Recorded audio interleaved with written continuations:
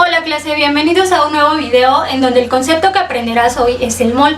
Veremos para qué se utiliza y algunos ejemplos de cómo realizar conversiones en general y sobre todo con esta unidad. Prepara tu cuaderno y empecemos.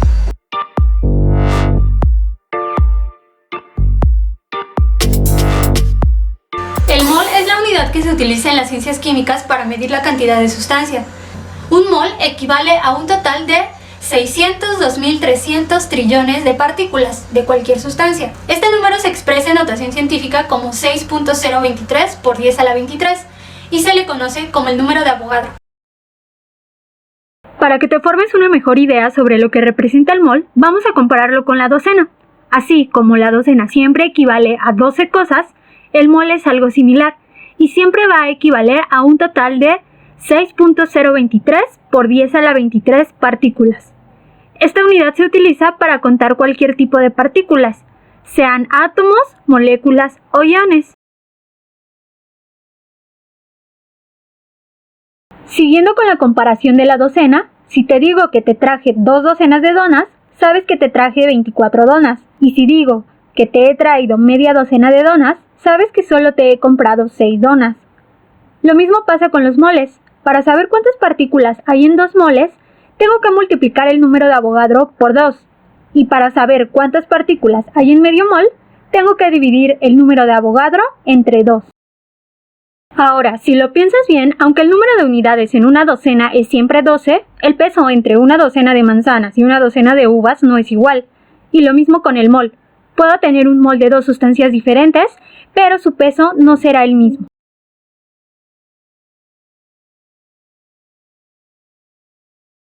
Para ello debemos utilizar nuestra tabla periódica. La masa que reporta indica cuánto pesa un mol de cierta sustancia. Por ejemplo, un mol de átomos de oxígeno pesan 15.99 gramos, o lo podemos redondear a 16. Sin embargo, el valor de la masa del agua no lo encuentro directamente en la tabla periódica, así que lo tengo que calcular de la siguiente manera. El agua es una molécula que está formada por 2 tipos de átomos, hidrógeno y oxígeno, 2 átomos de hidrógeno y 1 de oxígeno. Ahora busco el valor de masa de estos elementos en la tabla periódica. Redondeado es 1 gramo para el hidrógeno y 16 gramos para el oxígeno. Hago la multiplicación para cada átomo y sumo los totales. En este caso, un mol de partículas de agua pesan 18 gramos.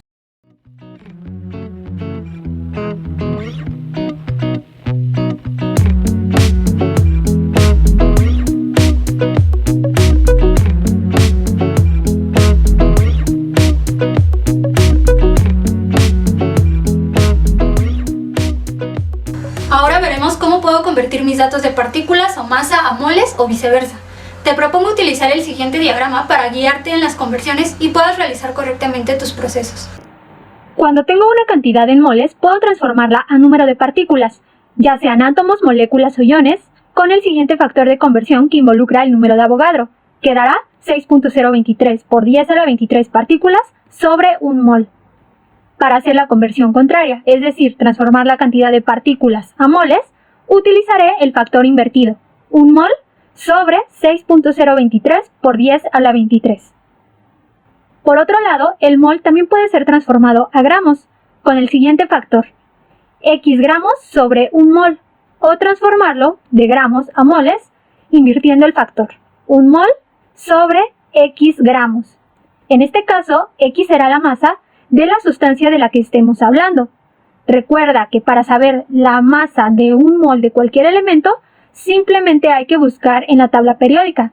Si hablamos de moléculas, debemos calcularlo como lo hicimos anteriormente. Ten a la mano este diagrama para que resolvamos unos ejercicios.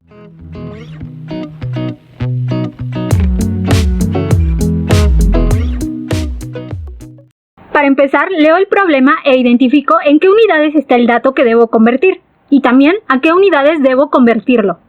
Escribimos lo que acabamos de identificar.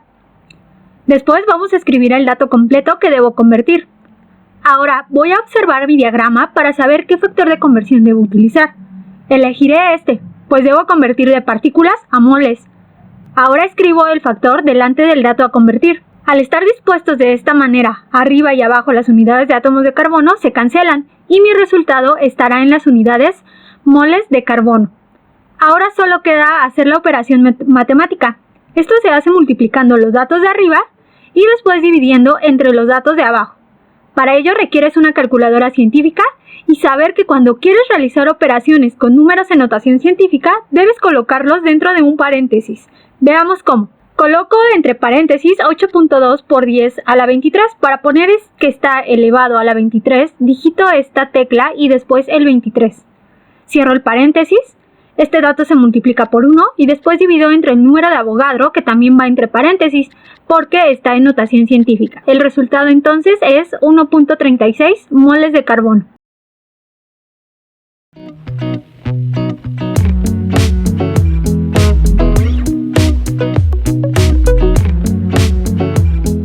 Después de leer adecuadamente el problema, identificamos que debo transformar 0.3 moles de urea a gramos. Ahora escribo lo que hemos identificado. Posteriormente coloco el dato que debo transformar. Después observo mi diagrama para saber qué factor de conversión debo utilizar. Elegiré este, pues debo convertir de moles de urea a gramos. Lo escribiré delante de mi dato. En este caso debo calcular antes X, es decir, la masa de la urea. Este proceso lo vimos anteriormente. Hay que escribir los átomos que forman la molécula, cuántos hay de cada tipo, posteriormente buscar sus masas y realizar las multiplicaciones. La suma total es la masa de la urea, 60 gramos. Entonces el factor será 60 gramos sobre 1 mol. Al quedar las unidades de mol de urea sobre mol de urea, se eliminan. Mi resultado entonces se expresará en la unidad gramos de urea. Por último, solo queda realizar los cálculos. Recuerda que los datos de arriba se multiplican y posteriormente divido entre los datos de abajo. Vamos a hacerlo. 0.3 por 60 entre 1 igual a 18. El resultado es 18 gramos de urea. Los ejercicios que acabamos de realizar solo requiere un único factor de conversión. Sin embargo, hay ocasiones en donde se requiere utilizar más de un factor de conversión. Veamos de qué te hablo observando el esquema de conversiones. Si quiero convertir una cantidad de átomos a gramos, no existe un factor directo para hacer esta conversión. El camino entonces que tengo que seguir es pasar primero de átomos a mol utilizando este factor y después de moles a gramos utilizando este segundo factor. También puedo pasar de gramos a átomos siguiendo el camino inverso. Primero de gramos a moles y después de moles a átomos. Resolvamos un par de ejercicios para que te quede más claro.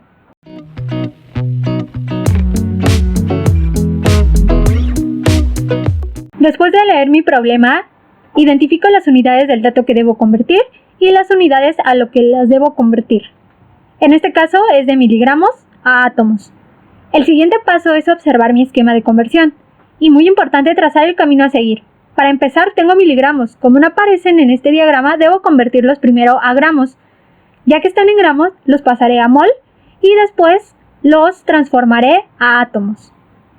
Entonces tengo que escribir la ruta a seguir.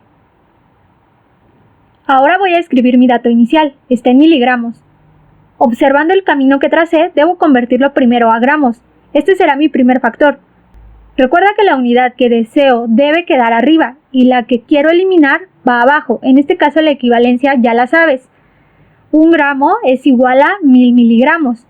Este factor es básico, por lo que no está en el diagrama que hicimos de conversiones, así como debes saber que 1 litro tiene 1000 mililitros, o que 1 mol tiene 1000 milimoles, o bien 1 kilo tiene 1000 gramos. El siguiente factor es el que me permite convertir estos gramos a mol. El factor sería este. Lo escribo delante. En este caso X es la masa de plata. Y la puedo encontrar directamente en la tabla periódica, es 107.9 gramos. Ahora, al quedar abajo los gramos, se eliminará esta unidad. Hasta el momento, tendríamos nuestro dato en moles. Falta transformarlo a átomos. Viendo nuestro esquema, para pasar de moles a átomos, requerimos este factor. Lo escribimos delante. Al quedar mol abajo, se ha eliminado la unidad mol, por lo que el resultado de mi operación matemática será en átomos de plata, tal como me pide el problema. Multiplicamos todos los valores de arriba y después dividimos entre cada uno de los de abajo. Entonces, multiplicamos todos los datos de arriba. Recuerda que cantidades en notación científica se introducen en la calculadora dentro de un paréntesis. Después, dividiremos entre cada uno de los datos de abajo. En algunas calculadoras aparece esta letra E que significa por 10 a la 21 en este caso. El resultado completo es 0.12 por 10 a la 21 átomos de plata.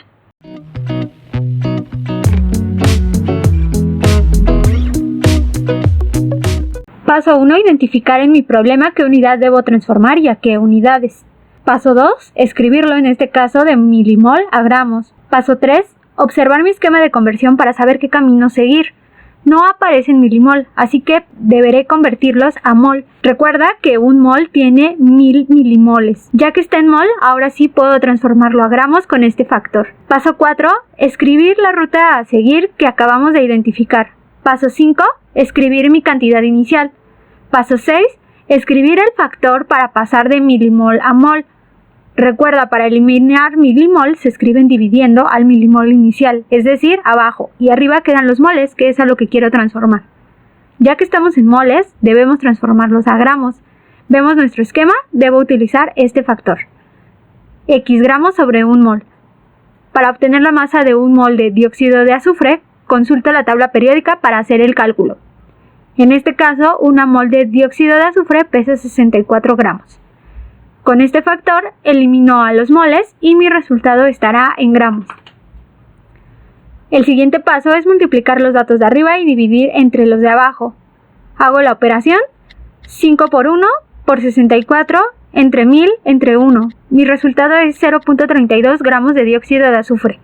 Sin embargo, cada problema se resuelve diferente. Si recuerdas, los 5 milimoles que transformamos a gramos son por kilómetro recorrido.